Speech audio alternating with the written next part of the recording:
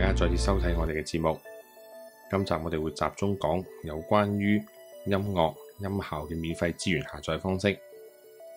咁首先而家畫面見到嘅就係 YouTube 自己官方所提供嘅一個 Audio Library。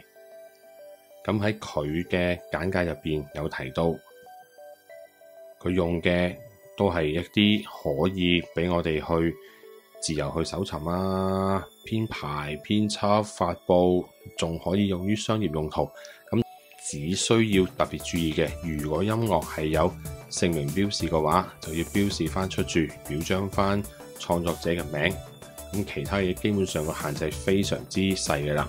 咁如果我哋要去揾音樂嘅時候，咁其實佢喺個 playlist 都分咗，按照唔同嘅氣氛啊、音樂類型啊，咁然之後佢就會一段一段咁樣有個 playlist 俾你喺入邊再揀嘅啦。我哋做一次下載嘅示範啦。可以喺播放清單嗰度揀，咁就係提過啦。佢會有呢一個熱門背景分類啦、氣氛類型、音樂類型、作者名字等等。呢一個影片其實就等於去 preview 俾你聽翻佢一個音樂嘅。咁但係知道啦，我而家處於一個網頁睇緊 YouTube 影片。咁如果我哋要下載成 MP3 嘅話，我哋係唔需要話要做啲咩功夫動作揾其他軟件去做啦，因為佢會提供翻一個連結俾你嘅。咁喺嗰個簡介嗰度，咁亦都順便俾你睇睇歌名啊、作者名啊、時間長度等等。去到下載頁，咁就去 click 落去。咁其實佢已經會進行緊呢一個下載嘅啦。咁 download 完之後，咁呢個 MP3 檔就直接可以俾你自己載落去用啦。咁我哋而家嚟睇一睇呢一個 freestockmusic.com 嘅。咁佢呢一度亦都係有唔同嘅分類去俾你啦，連長度都會有。咁其實好多時我哋去揾一啲背景音樂嘅時候，個長度係會比較緊要嘅。咁呢個網站其實仲有一個分類好清楚嘅，就係佢有嘅唔係全部都係免費任用嘅，亦都按由 CC0 啊、CC BY、SAND 等等，我哋之前喺另一個節目介紹過呢啲分類嘅方法。咁當然如果最穩陣你覺得咩都唔想煩嘅，就喺 CC0 呢一個取向嗰度攞就得噶啦。亦都好簡單，佢亦都唔需要特別要去做啲乜嘢註冊嘅動作。咁而家同大家講嘅係一個日本音樂同音效下載網站。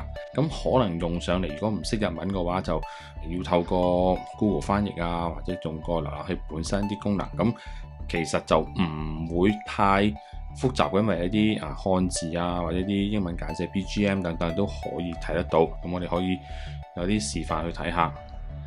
咁喺呢個網站一 click 入去嘅話呢，佢都係會有一個預覽啦，譬如叫做俾你聽一聽個效果先嘅。佢呢一度亦都會有好強調佢嗰個著作權，你點樣去用嘅時候，需唔需要標註翻等等。咁如果唔確定嘅話，其實都係啦，你只要轉翻做中文界面呢，其實一睇就會好清楚噶啦。咁佢下載嘅位置呢，就係呢一個藍藍綠綠嘅 button 啦。每一次你做動作之前呢，佢都會再提醒你邊啲步驟有啲咩點做。咁佢呢度就話俾你聽如果你確定晒啲事項底下呢，咁你就可以喺呢個頁面嘅右下角按個係藍綠色嘅 button 就可以下載啦。但係你會見到呢，呢度係揾唔到嘅。咁原因就係我而家呢一個瀏覽器係用咗一個廣告阻擋嘅情況。咁呢一個呢係會影響咗佢個效果嘅。咁所以就我如果唔執行嘅話，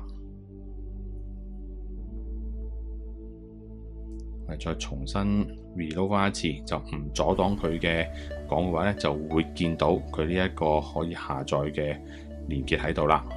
大家如果之前有留意過關於一啲圖庫嘅時候嘅介紹呢，就有個叫 Unsplash 嘅網站。咁而家呢一個 Unminus 嘅，咁其實就係一個音樂版嘅 Unsplash 咁樣嚟去看待啦。界面好簡單，咁亦都做咗一啲簡單嘅分類啦。咁有佢嘅 preview 同埋 download，咁都有一啲基本上嘅作者簡介。咁呢一個亦都係免費授權，唔需要有任何註冊嘅動作，咁可以直接商業或者非商業用途可以用到㗎喇。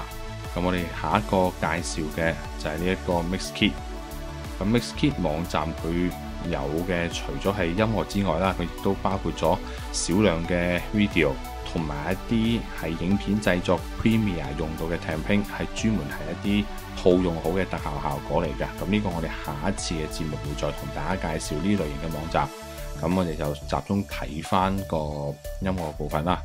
咁啊，亦都可以用翻唔同嘅氣氛啊，有啲佢做咗啲分類嘅 tag 啊，或者你自己用你心目中一啲 keyword 去 search 就得噶啦。咁亦都係好簡單，你可以睇到佢個聲軌啊、長度啊、有 preview 啊，同埋下載嘅，咁亦都係有足夠嘅量咁。